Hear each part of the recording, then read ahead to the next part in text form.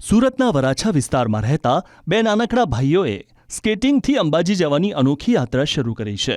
હાલ આ બંનેની યાત્રા ભરૂચ પહોંચી હતી. 10 વર્ષના પાશ્વ પટેલ અને 9 વર્ષના પંથ પટેલનો અંદાજિત 480 કિલોમીટર સ્કેટિંગ કરવાનો સંકલ્પ છે. દાદા અને સ્કેટિંગ કોચને ગૌરવ અપાવવા માટે આ બંને ભાઈઓ અંબાજી જવા માટે નીકળી ગયા છે. વહેલી સવારે 7 વાગે તેઓ સુરતથી રવાના થયા હતા અને પ્રથમ દિવસે જ 75 કિલોમીટરનું અંતર કાપીને ભરૂચ પહોંચ્યા હતા. કુલ 3 વાહનોમાં પરિવારના 8 સભ્યો સુરક્ષા અને ઉત્સાહ સાથે મા અંબાના સાનિધ્ય તરફ પ્રયાણ કરી ચૂક્યા છે. સાથે જ અંબાજી પહોંચીને મા અંબાને ધ્વજા અર્પણ કરશે. આ યાત્રા અંગે પાશ્વ પટેલે શું કહ્યું, આવો સાંભળીએ. મારા અને મારા ભાઈ સાથે નીકળ્યા છે એક ટ્રીપ પર સુરતથી અંબાજી સ્કેટિંગ કરીને. અમે 75 કિલોમીટર પસાર કર્યા છે.